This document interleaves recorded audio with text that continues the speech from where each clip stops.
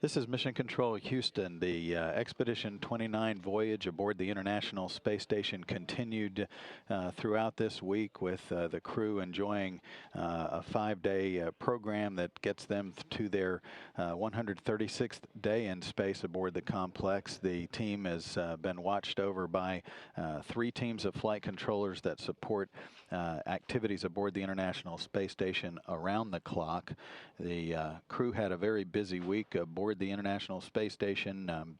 Beginning back on Monday, Mike Fossum oversaw some maintenance activities with the electrical systems on board the station, reconfiguring some of the electrical systems and replacing 2 of the switching boxes, remote power control modules in the Destiny laboratory. Both of those have been successfully replaced. They're small boxes that require shutting down some of the power, tripping some breaker boxes on board, just as you would in your home to remove electrical power while you're doing some electrical work, and that's exactly what he did.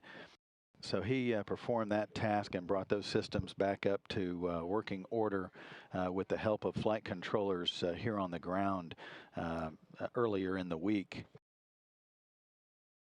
Crew members also wrapped up work with the capillary channel flow experiment on board the station. That experiment completed its runs in the Microgravity Sciences glove box. The runs of the wedge-shaped channel of this experiment consisted of 270 different test points while it was installed in that MSG.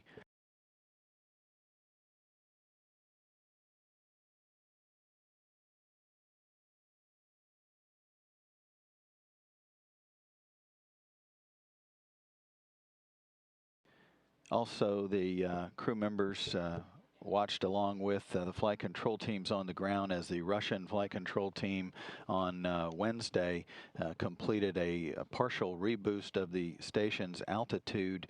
The station's altitude was raised from about 239 to 241 statute miles. That reboost of the station is part 1 of 2, the second part upcoming this coming Wednesday, where the station's altitude will be boosted once again another about 3 to 4 miles.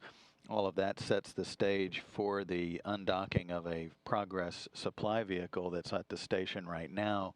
That 42 Progress vehicle will leave the station on Saturday, October 29th, and a new Progress vehicle, the 45th Progress vehicle, will launch on the 30th of October and arrive at the station on November 2nd. The phasing of the station is required to put it in the proper position for the launch pad and also for the landing site for the 3 crew members that are on board the station now as they return home with their scheduled return home on November 21. Also, the phasing and the reboost sets the stage for the launch and arrival of the next 3 crew members to head toward the International Space Station, the Expedition 29 and Expedition 30 crew members. Crew Commander Mike Fossum also Wednesday, throughout his day of work, set aside some time to talk about his mission with 2 news organizations. He visited with Denise Chow with Space.com, the space-based website, and also with ABC Radio's Vic Ratner, talking about his mission aboard the International Space Station and his planned return home.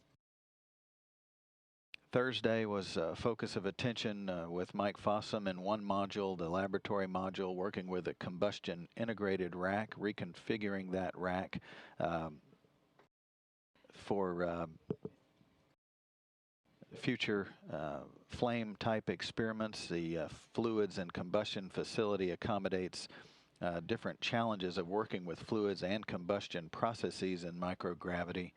The FCF actually occupies 2 powered racks on the ISS, one being the combustion integrated rack, the other the fluids integrated rack. So he spent a great deal of time working with that with choreographed work from the Marshall Space Flight Center in Huntsville, Alabama. His colleague Satoshi Furukawa worked on the Kibo Laboratory gradient heating furnace. In the Kabairo rack of that module, a vacuum furnace that contains 3 heating blocks that need periodic maintenance. Today, Friday, the crew wrapped up its week conducting additional inspections of that GHF, or that gradient heating furnace. The crew also worked with some other experiments around the laboratory as stowage continued for the departure of that 42 Progress vehicle. Mike Fossum also worked with the water recovery system on board the station and completed that activity, and the crew will then spend the weekend with some light duty before starting another full week of activities on Monday. So a busy week for the Expedition 29 crew. They'll start up again on Monday with some light work over the weekend, and the flight control team will continue to watch over station systems as the station operates in excellent health. Have a good weekend, everyone. We'll be back again on Monday with another hour of coverage of Expedition 29's voyage aboard the International Space Station. This is Mission Control Houston.